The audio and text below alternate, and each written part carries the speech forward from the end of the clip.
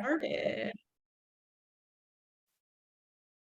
Awesome. So today we're here to answer some of our members' questions that they had this week for me, ranging from how to deal with the weekends to reverse dieting and muscle building and hypertrophy. So this should be fun. I'm going to share my screen here because I documented all the questions just to make sure that I'm not lost. And if at any point in time you guys have questions, just drop them in the chat and I'll go over them at the end of the call.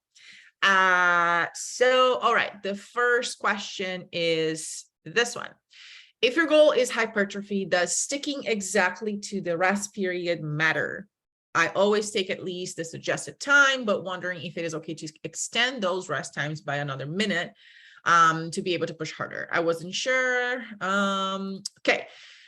So if you aren't spending too much time in the gym, it was okay to take a long. Yeah. So there's two things to this. For hypertrophy, what the literature says is anywhere from 1 minute to 3 minutes should be okay.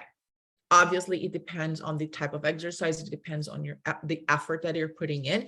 Ideally, you want to rest for enough time for you to push harder on the next set, so you can apply the same level of effort.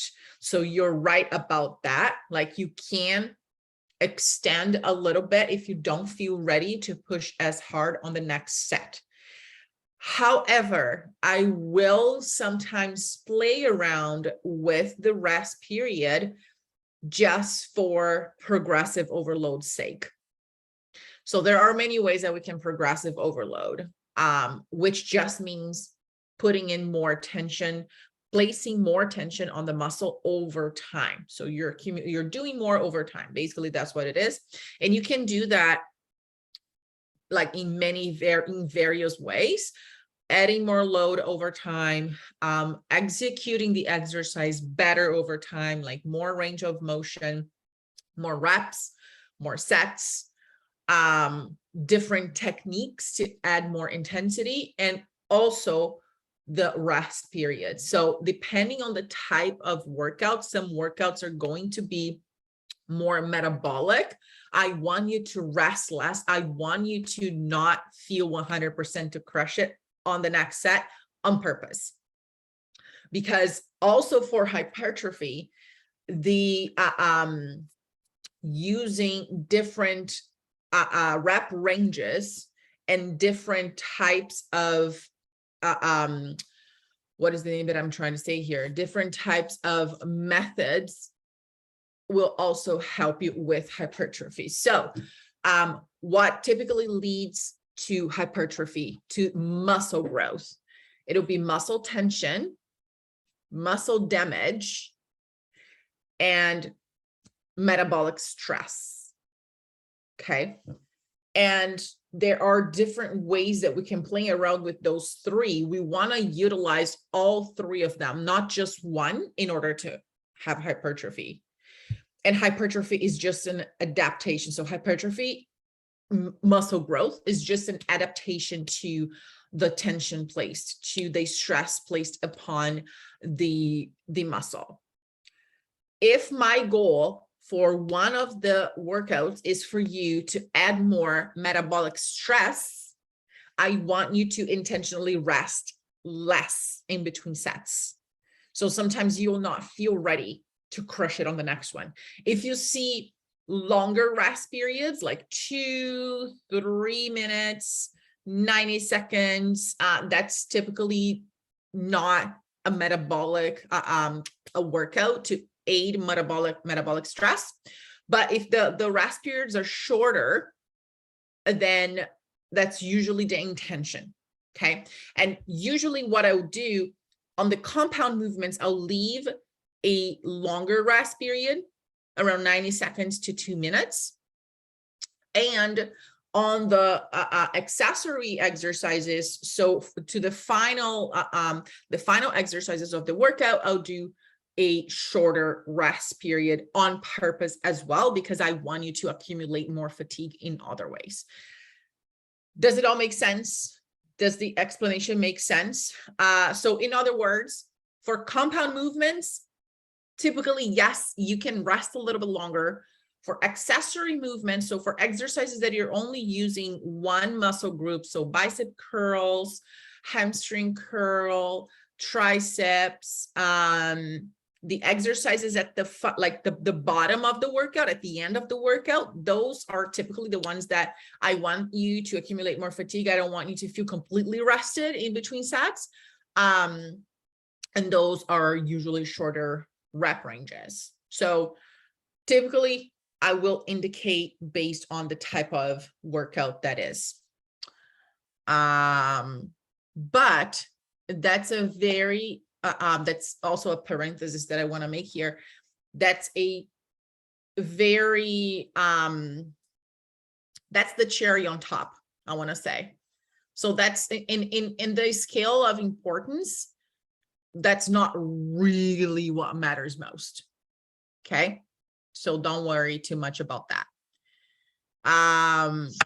Let me know if that all made sense. And then on to the next question. The next question is, sometimes during a workout, I have to pause, but I always finish later. I complete all sets for the current exercise and pick back up when my schedule allows. Is this okay? Since my program is full body workout, sometimes I'll do 2 leg lifting portions of the workout and the remaining 2-3 upper body a bit later. I would not recommend doing that.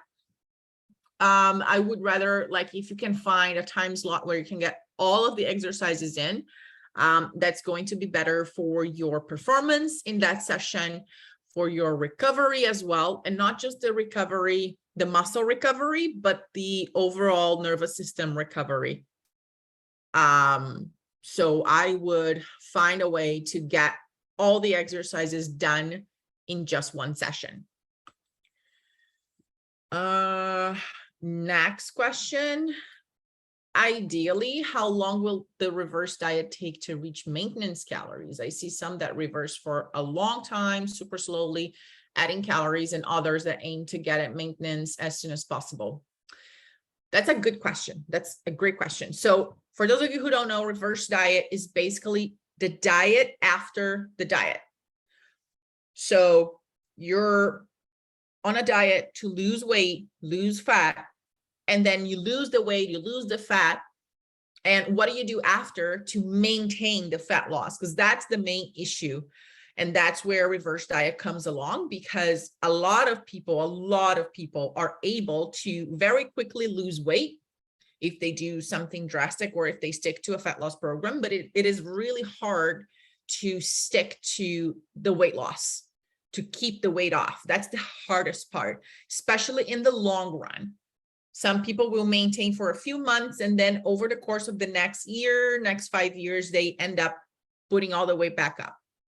And the reverse diet helps the metabolism to just adapt to higher calories.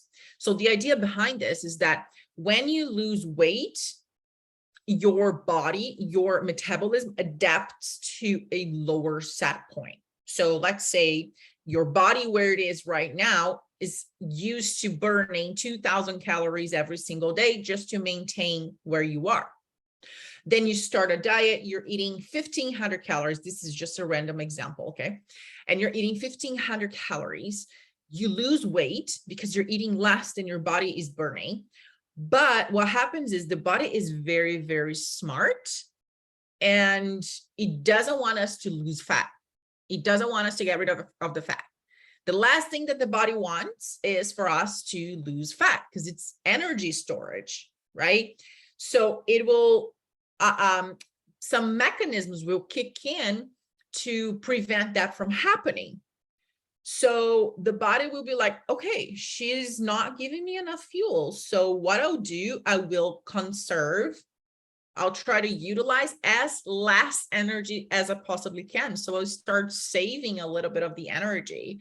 So if before the diet, you used to maybe walk a lot or just like fidget, you used to, feel good, have energy, sleep well, all of those things, then all of a sudden when you start dieting, and if you stick to it, and if you lose fat, if you lose a considerable amount of weight, then your metabolism starts to adapt to those 1,500 calories, conserving energy, and just the output isn't the same anymore. You're not fidgeting as much. You feel like things had slowed down, or maybe, and this is the easiest mechanism that the body uses to get you out of the fat loss, is increasing your hunger. So you're going to start feeling more hungry, and you're going to start having cravings, because the body is like, I don't want to lose fat. Come on, you got to eat, you got to eat, you got to eat more, you got to eat sugar. So the body will increase your hunger, making you eat more. And then if you don't have a good plan in hand on what to do when that happens, you will end up self-sabotaging and getting out of that calorie deficit.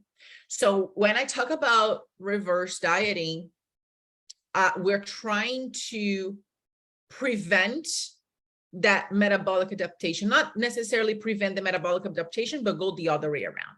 So the metabolic adaptation is exactly what I just explained. Your body adapting to a lower calorie set point after you lost weight. Now, with the reverse dieting, as the name says, you're going to be eating a little bit more over time, so your body can adapt again, but to a higher calorie set point. So the same way that the body can adapt to a lower set point because you're not giving it enough energy, the body can adapt on the other way because you're giving it more energy. So it's like adding fuel to the fire, right? If done right. So the metabolism adapts to the lower end and to the higher end. And the reverse diet is just helping you to add more calories over time, so you don't have to become a slave of a low calorie diet, because nobody can sustain that. And number two, if you just keep eating low calories forever, number one, that's really hard to do for normal people because of the mechanisms that the body uses. Like, you're not going to be able to control the cravings and the hunger, so you end up cheating on your diet, right? And when you cheat on your diet, then usually it's a slippery slope where you can't control yourself. Then you say, you know what, screw it. And then you start binging, and then it starts that cycle again. So reverse diet is a topic that it's very popular nowadays, but it's not necessarily applicable to everyone. Reverse diet done properly will only serve those, or will only be beneficial for those who are truly sticking to their fat loss, or if they haven't lost all the weight yet. So let's say that you have 50 pounds to lose or 100 pounds to lose. It's a lot of weight. And let's say that you start a diet, and then at a certain point, you just stop losing weight. It becomes really hard for you to stick to a lower calorie level. You just, your body's just screaming for more food, and you can't really stick to the fat loss. So what we'll do, we'll reverse diet. You will increase your calories over time, so you can stay at a higher calorie level for a while, get mentally ready, get physiologically ready. So you're going to be eating more, you're going to be feeling better, feeling more satisfied, energized, blah, blah, blah, until you're ready to diet again. So we can use reverse diet for that case as well. Not only after the diet, not only after you've lost all the weight, but also if you haven't lost all the weight, but your biofeedback, so what your body is telling us, is that you just can't keep up. You can't continue on this fat loss because you're just self-sabotaging all the time. You're just tired, low energy, like all of those signals that it's time to stop, reverse diet, reach maintenance, or increase your maintenance calories for a while. So then you're in a better position metabolically to diet again. So just to give you guys some context on reverse diet, because not everyone knows exactly how it works and the importance of it. And it can sound a little complicated with all these nuances, but simply put, it's just a way to add more calories to your body. It's just a way for you to eat more while not gaining weight and keeping the weight off. That's basically what it is. Because what happens after a strict period of a strict diet, people will binge. And then when you binge, you're right after a fat loss phase, you're more prone to add on new fat cells. So you're going to avoid. So the reverse diet prevents from putting all the weight back on. Now let's go to the question. How long until you reach maintenance calories? Your new maintenance calorie might be lower now. So what we'll do, we'll be adding more calories until we reach a calculated maintenance calories. And that will depend on a case by case.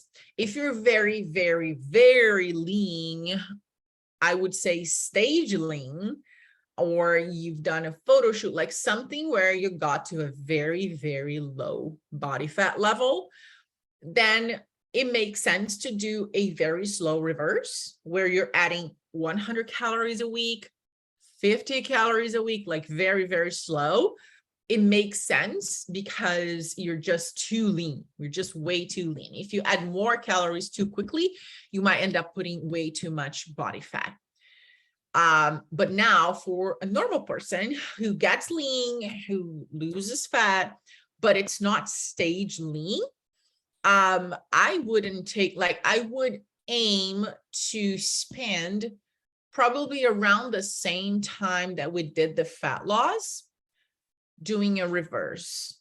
But that depends on how the body is responding. That depends on the biofeedback, that depend on how compliant the person is to the reverse, because the reverse is also hard because you're hungrier, you want to eat more, and sometimes the increases are not that high. So it just depends. And also sometimes the metabolism just like is just so on fire, so ready for more calories that your energy output increases. So the same way that when you're dieting, your energy output decreases to match the level of calories that you're eating.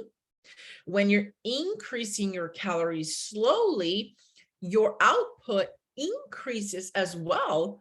So what would have been maintenance might not be anymore. So you might need even more calories because now you have more energy, you're walking more, you're moving more without even noticing. Like this, what I'm doing here, like with my hands, this, it requires energy, it requires calories.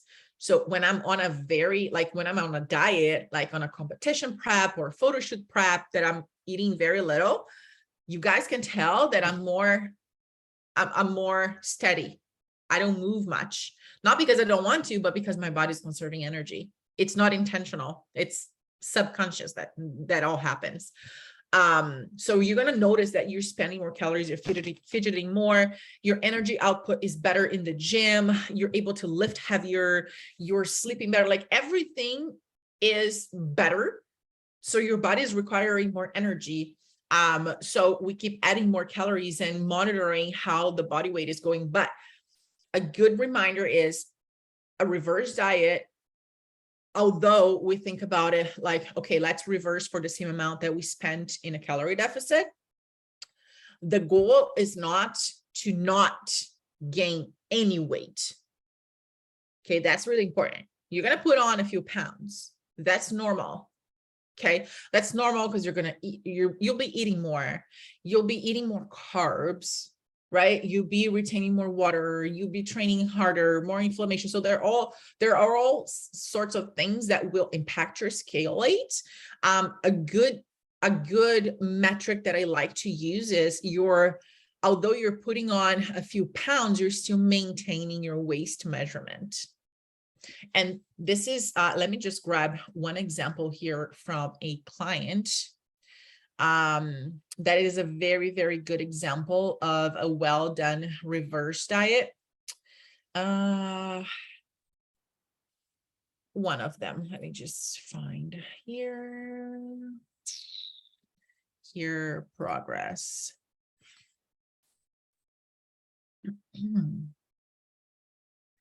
So Lillian, she has been working with me since January 2021. She just renewed for another year. She's doing a build right now, intentional build. So here's what we did. We started on a fat loss. So she lost weight. Okay.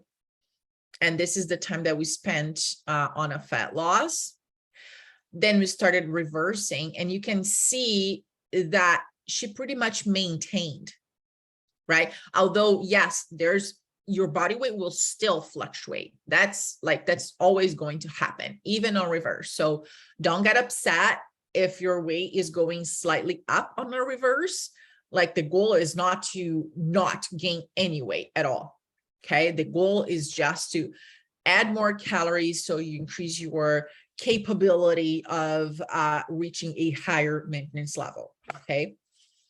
So here we've maintained, so her lowest weight was around here, I think August. And here we had already finished the fat loss, but her body responded so well to more calories that it was hard. We had to fed her a lot so she could stop losing weight.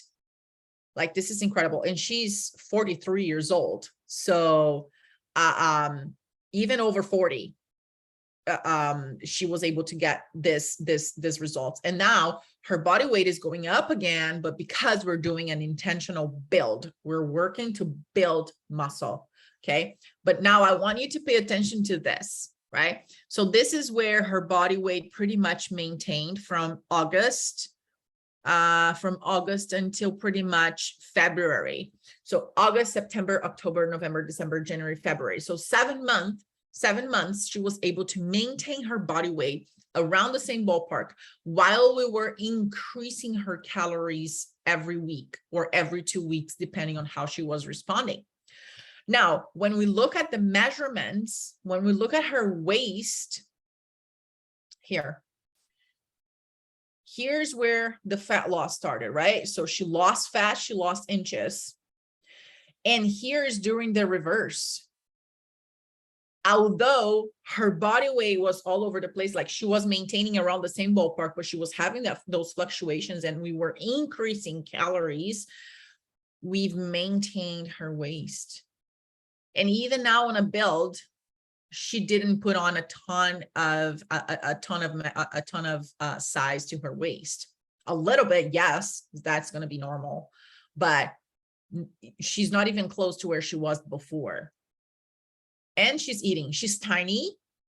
She's super tiny, and she's eating close to 2,300 calories that we were able to increase over time.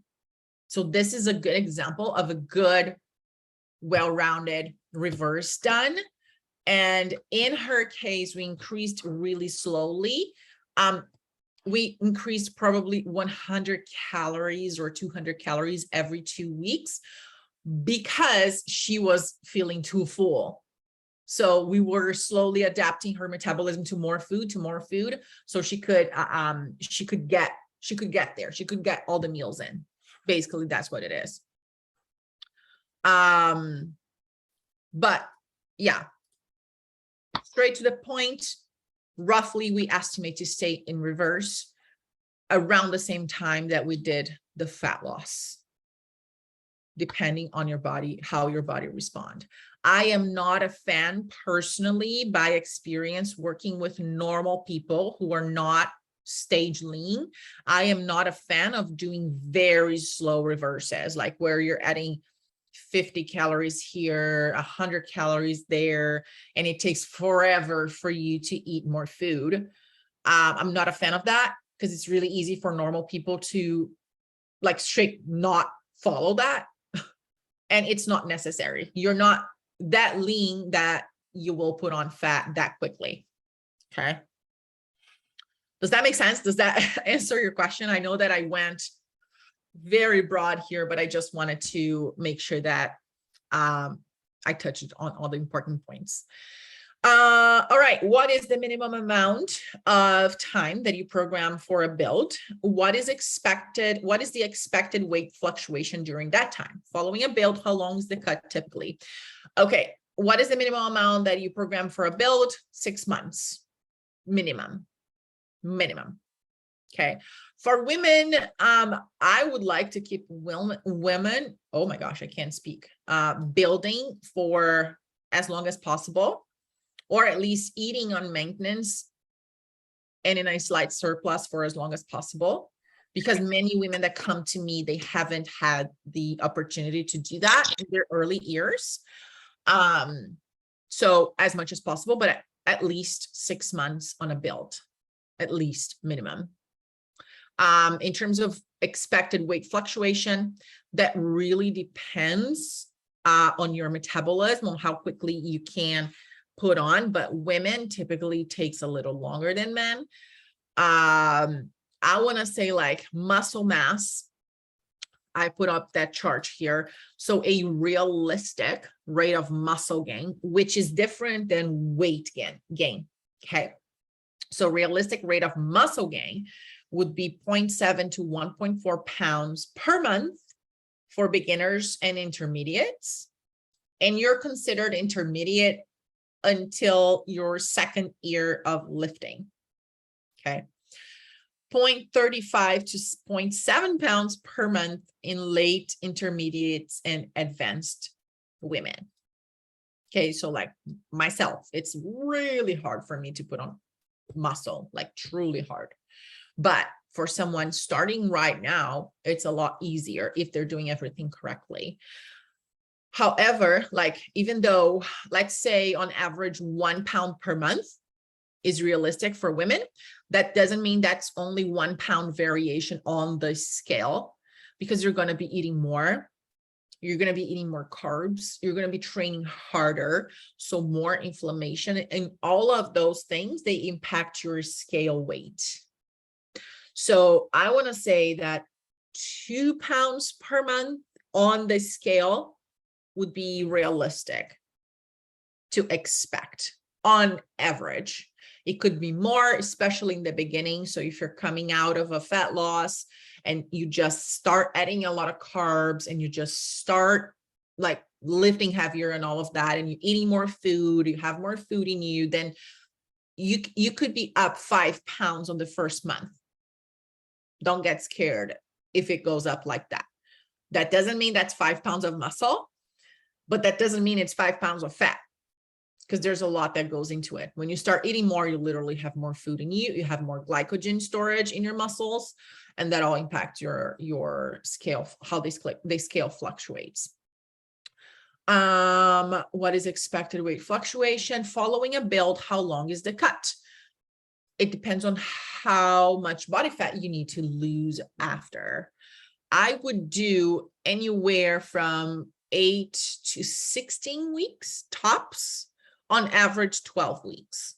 A 12-week cut should be enough to not be too aggressive and not be too conservative. So you can lose within those 12 weeks about 8 to 10 pounds following a build. Okay. I would do that. I wouldn't do a cut, and that's following a build or not. I wouldn't do a cut for longer than 16 weeks, for 4 months. I would, even if you have more weight to lose, if you have more fat to lose at the 4-month mark, I would typically just do a diet break and then resume right after, just to make sure that you can stay consistent, because more than 4 months, things starts to fall off cracks. Okay, next question. Going to failure. Should you continue lifting until you can't even if you have reached the reps in the set, or is it okay to still have a couple in the tank, instead increase weight on the next set? This is a really good question. In theory, you want to leave like 1 to 2 reps in the tank, but in the practicality of things, it's really hard for people to know what that feels like. So I would say, find your failure. Find what failure really feels like, because that's what most people don't know. More so than the reps that I gave to you in the set. Obviously, like if it's 3 sets of 8 reps and you can do 15, you just chose, like the weight that you chose was way too light, right? So you gauge the weight that you're selecting based on the rep ranges. And that's basically why the rep ranges are there, to help you select how heavy the load should be. But at the end of each set, you have to ask yourself, how many reps could I have done if I kept going? That's the best question. How many reps could I have done if I kept going? And if it's more than 2, then you should keep going. Or you can do just you can just pick a heavier weight and complete your set. But I would always suggest to try to increase your weight or the load every set anyways, even if it's by 2.5 pounds, like the little plates, the little things, just try. Or if you reach the max weight that you can pick, at least try to squeeze in 1 more rep. But before doing all that, find your failure first. Find what failure really, really means, because usually people will give up mentally first before their body gives up. So if you know that you have 3 sets of 10, the chances are that you will stop at 10 because you think that that's when you should stop, but you're not really feeling the muscles working. So do a test. Pick a weight where you think you can do the amount of reps in that set, but don't limit yourself by the number of reps. Try to find your failure. Okay, I'm going to keep on going until I can't anymore, until my muscle starts to fail on me. That's failure, not mindset failure, but muscle failure. And you'll feel that because the tempo, like it starts to slow down. It starts to get harder to complete each rep. You start to struggle to complete each rep. When you get to that point, you don't stop. You still keep on going until you can't anymore. That's your true failure. And like, if you can keep a straight face, that's not failure. So you're going to struggle. You're going to struggle at the last rep. Once you've found your failure, that's a little easier for you to know when you have those 1 to 2 sets left in the tank. Does that make sense? Because I think that that's the most important thing. Like, don't be scared. Like, you only should be scared of going to failure if you're doing a bench press, right? Because then if it fails on you and you don't have anybody, like that can be dangerous. But if you're doing any other exercise, don't be scared to find your failure, to find your limit. Because once you know what your limit is, then it's easier for you to know if you're closer to that or not. And then, like, let's say you have 3 sets of 10, you do this and you can actually do 5 more over what's on your workout. Perfect, no problem. Like, there's nothing wrong with that. The next set, pick a heavier weight and see if you can have that same feeling that you got at the 15th rep on the 10th rep with a heavier load. Make sense? Perfect. Awesome. And in some of the workouts, I indicate RPE and RIR. Some of them I don't. Some of you are familiar with that concept. Some of you are not. But basically that helps you select the load, and that helps you to know the level of effort to apply to each of the sets. So an RPE basically is the rate of perceived exertion from 0 to 10, how much effort you're really putting into that set. And RIR, repetitions in reserve, how many reps you have left in the tank. But then get to that failure. Try to, like, on a bicep curl, that's super easy to do, like things like that are super easy to do. Find your failure first, and then you'll be able to get a better sense if you're getting closer to that or not. Okay.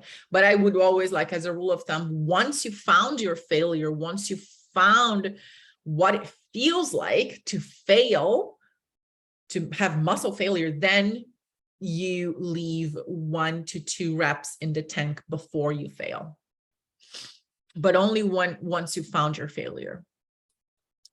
Then next question. I know that every person is different, but maybe talk about the light at the end of the tunnel, a guesstimate as to how long it is expected to take. Oh yeah.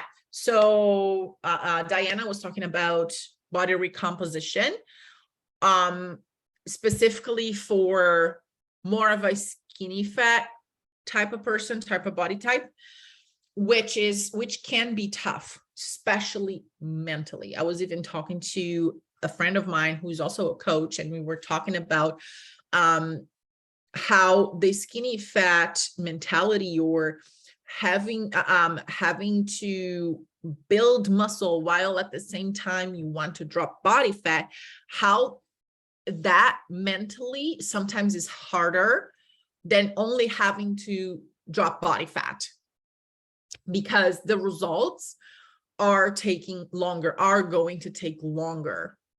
And for those of you who are not familiar with body recomposition, also known as body recomp, is the ability to do 2 things at once: to drop body fat and build muscle at the same time. Only a few groups can do that. Not everyone can do body recomp. The number 1 group that can do that are the obese people. So if you're obese, chances are that you're able to drop body fat and build some muscle at the same time in the beginning. Number 2, if you're a beginner. So if you've never lifted weights before in your life and you're just starting out, chances are that you can do both. If you're using steroids, then you can do both too. And the number 4 is if you're coming back from injury. So if you're already a trained individual, so let's say myself, I'm injured for 6 months and I don't train, and that happened to me before, then when I come back, I'll be able to kind of do both things at the same time. Other than that, outside of those 4 groups, you really have to pick your battle. Like, you really have to pick one and do one at a time. You really have to either focus on fat loss or focus on muscle building. If you are already lean enough, if you don't have enough body fat to drop, even if you feel that you're fluffy, even if you feel that you could be a little leaner, but in reality, you are already at a normal body weight range and there's nothing more to drop, then I would recommend focusing on building muscle, and that, like, focus on that for at least 6 months. Build muscle for 6 months. That's your sole focus. And then it's hard because while you're building muscle, you also want to get leaner. 2 opposite things that's not going to happen. If you're wanting to build muscle and you focus on build muscle for 6 months, forget about getting leaner for now. Forget about getting rid of your muffin top. Forget about anything outside of getting stronger. That should be the main focus for at least minimum 6 months. And then, like, how long does it take? It depends again. I can't pinpoint a time frame, especially because it depends on the person. It depends on how much effort they're putting in, how much intensity they're placing on the muscle when they're training. Like, are they training correctly? Are they really applying progressive overload? Are they really recovering from their training? How's their sleep, stress levels? What else is impacting their lifestyle that might be creating an additional stressor that is adding on to the training sessions, for example, that is getting in the way of their recovery? How is that person dieting? Like, how is their diet? Are they compliant to their macros? Are they kind of compliant to their macros? Are they having a hard time eating more food? Are they not tracking everything? Like, what's happening there? So that impacts the results for sure. And obviously the genetic potential. It doesn't determine your results. It's not like the biggest factor, but it is a factor. It is a factor. Some people will put on muscle easier than others. Some people will get rid of the fat easier than others. And that's just the reality of it. There's nothing we can do. What we can do is focusing on what we can control. And we can control the sleep, the stress, the water, the training, the food. We can do that, right? But I don't know if it gives you a light at the end of the tunnel. Just try to see this process as a lifestyle change and try to detach yourself from the physical outcome. For example, myself, it took me years, but I wasn't really focused on the external outcome for a long time. At one point, I detached myself. I just wanted to be the person who lift weight consistently, who trains at the gym consistently, who improves their technique in each exercise. Like, I've been filming my exercises by myself even before I started coaching for a very long time, because I wanted to do better and I wanted to lift heavier. And once I understood the key fundamentals, I focused on that. As a consequence, my body started changing. As a consequence, I started getting leaner. But that took time. That took a lot of time. Years, I want to say. If you see my like the latest posts that I made on Instagram, there's a 10-year difference between the pictures. I'm not saying that will take 10 years, but if you give up, or if you try to cut corners, and if you try to just like you start building and then 3 months later you're like, I'm feeling fluffy, and then you give up, you're missing out on a lot of gains. You're missing out on the true transformation that's going to happen maybe a year from now. And what's a year? A year goes by like this, right? So focus on one thing at a time. For body recomposition, only those 4 groups that I mentioned before, only those 4 groups are able to do that. It does take time it is possible. But the changes that you see through a body recomposition process is way more subtle than if you do the 2 processes separately, than if you focus on fat loss first, and then if you focus on building muscle first. Does that make sense?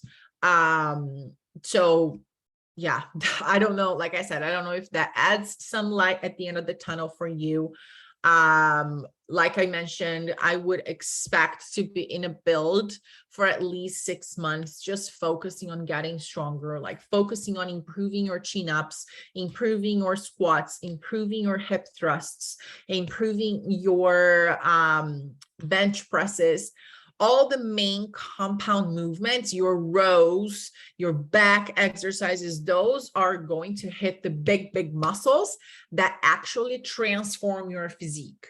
When you have strong back muscles, you have a smaller waist, right? When you have stronger glutes, you actually look more proportional. And not only that, you prevent back injuries. It's not just about the aesthetics of things, but when you have stronger glutes, you also squat better. And when you squat better, you reap the benefits of a full leg movement that will improve your longevity and everything else. So what I want to say is that although it takes time to see the physical transformation, it's also very rewarding if you think about the long-term gains that you're going to get, not only physically that you'll be able to see, but also the longevity. When you add muscle to your frame, especially now, like most of you are over 35, right? Over 35, reaching 40. You're adding years to your life. And this is really powerful. When you're adding muscle mass, you're not only going to look better, but you're going to be able to lift yourself up from the toilet when you're 85 years old, right? You're going to be able to carry your own groceries. You're not going to depend on anyone. So if you're struggling to accept the fact that it's going to take time to look the way you want, so detach yourself from just the looks and try to focus on the overall benefits of adding more muscle to your frame. And this goes beyond the physique. Metabolically, like we can do a whole presentation just on the benefits of having more muscle. Having more muscle doesn't mean you're going to look muscular, okay? Not necessarily that, but having more muscle to your frame, proportionally comparing to the amount of fat that you have, literally add quality years to your life, right? So think about that. Think about those 40, 50, 60 years that you have ahead of you of quality life. And when you look back, is it going to really, really matter how long it took for you to look better? It's not. The answer is it's not, right? You're not going to care. So focus on, one, the big picture, and two, the non-physique related gains, the non-physique related mini goals that you set for yourself along the way. The chin-ups, the squats, the bench presses, the hip thrusts, the lunges, all of that. Get better, moving your body better. You'll be able to get better results because you're going to be activating the right muscles. When you do that, you add muscle. Then when you add muscle, it gets easier for you to lose fat down the road. Make sense? Awesome. Now, last question. And guys, if you have any questions on the topics that I feel like I'm talking a lot, just put them in the chat below. How do you control better your weekends and how you feel actually saving macros in the morning? Okay, so fat loss sucks. Let's just be straight up. It's not fun. It's not the best. It's not the best phase to be in. I get it, right? So when you're on fat loss and you're trying to balance your weekends and you're saving up calories for the evening, that's a strategy to be able to enjoy the things that you like at night, right? But that doesn't mean that's going to be easy. That doesn't mean that's not, that doesn't require, a little bit of extra effort. Because being in a fat loss requires you to be eating less than you're burning. And remember what I told you about the body being like highly against us losing fat. So it will increase your hunger. So you will feel hungrier, even though you're eating more protein and more fiber during the day and saving up those calories for the evening. So my advice is hang in there because it will pass. It becomes easier once you reach maintenance because you can do that. And then you still good. You still have a lot of calories to play with. And the other advice is what exactly are you saving calories for? Right? Maybe can you make some smart substitutions that doesn't require you to feel as hungry during the day? You know what I mean? Can you skip some of the things that you might be indulging on because you want to have that balance now? You know what I mean? Myself, when I'm on a fat loss, for example, I choose not to drink alcohol. I barely drink alcohol anyways, but I choose to not drink when I'm on fat loss because I'm already poor on macros. I'm already poor on calories and I don't care that much for alcohol. And I know that that's going to make me hungrier, right? So I make the conscious choice. Although I would love to have a glass of wine, I would love to have a mimosa Sunday morning, but on a fat loss, really, my focus is, let me get out of this. Let me just go through it and get out of this. Right. And that's just my example with the alcohol, but that I do the same with other things. Like I love full fat, normal Haagen-Dazs ice cream. Love it. But on a fat loss, when I'm poor on macros and I'm eating 1,500 calories, it's not very smart to allocate 500 of those calories for 2 scoops of ice cream. So what I do, I substitute for a low calorie version, right? I'll substitute for something else, or I'll just say, you know what? I don't even want it. Let's just wait until I'm done with this.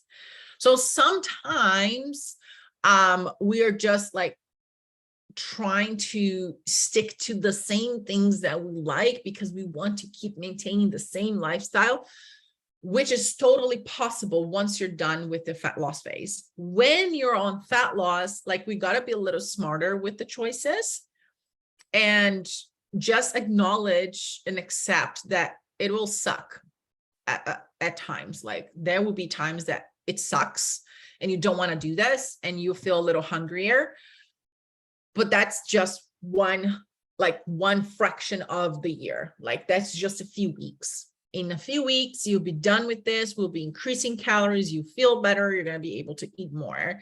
And then we do the reverse diet process where you'll be able to eat even more. And that will allow you to apply those strategies and have a more quote unquote balanced life and eat the same things that you eat now in the same quantities without affecting your results, right? But to get there, the road to get there requires a little bit of, sacrifices, unfortunately. So sometimes when I'm on fat loss, I will like sacrifice some of the things that I like because I know it's temporary, right? I know it's temporary. It's not for life. I know it's just for a few weeks or a few months, and then I'll be done. And that's okay. And I'm okay compromising those things in the short term, right? And I'm also okay delaying my meals. So the way like not eating in the morning or skipping meals or doing this is basically doing the intermittent fasting. I'll use it as an opportunity to get to know myself. Like really, that a lot of religions, they use fasting as a tool to get to, I don't know how to explain because I don't know how that works, but I know that some religions, they will use fasting in a spiritual way. Why? Because it puts you in touch with a very, very primal desire, primal reaction, which is hunger. And that increases your stress levels. That makes you want to eat whatever you can find. And you have to control that, right? So try to shift your perspective around it and look at it through another lens and observe the hunger. Observe how it comes in waves and then it decreases and goes. And you're like, I thought I was hungry. I'm not anymore. And then it increases again. And then you have to control so it's an exercise of mindfulness. And it can be an exercise of mindfulness and an exercise of self-awareness, because the reality is we think that we're going to die of hunger, but we're not. We're not dying of hunger. And if you can get like through this process for a few weeks, you're going to get to the other side much stronger, getting to know yourself a little more, and it will pass. So that's all that I can say. So sometimes fat loss sucks. Sometimes we have to make some sacrifices, but it's way worth it. And especially if we're able to shift our perspective a little bit and try to observe things through a different lens than we've been observing, instead of just reacting to the emotions and feelings. Does that make sense? I hope so. It's getting dark outside and we finished in 1 hour. Lovely. Awesome. Does anyone of you, Draina or Tiana, do you guys have any questions to add or anything else? I don't have any questions. I appreciate you answering the questions that we asked. I feel like it was a really informative call. That's good. That's good. That's awesome. And do you like the format of Yeah, like I do. questions and then, okay, awesome. I We can do. do that more Yeah. often. And Yeah. too, I mean, I know you've talked about Thank how you. people like a lot of times watch the calls instead of like logging in. And I was kind of finishing up my workout, and when you sent out the thing, I was like, oh, I'm gonna log in because I knew I had asked a question, so I felt like a tie-in, a buy-in or whatever to watch the call live. Makes sense. I love that. I like that. I like the idea. I like the idea. So yeah, and I like to be answering questions too, because it helps you, helps me, helps everybody. So, and your questions might Yeah. be somebody else's question, right? Right. Yeah, totally. Yeah. Awesome. Awesome. Thank you so much, guys, for tuning in live. And thank you for those who Thanks. are watching the replays as well. And hope you have a fantastic end of your week. And let's keep in touch. Thank you. Bye-bye. Bye.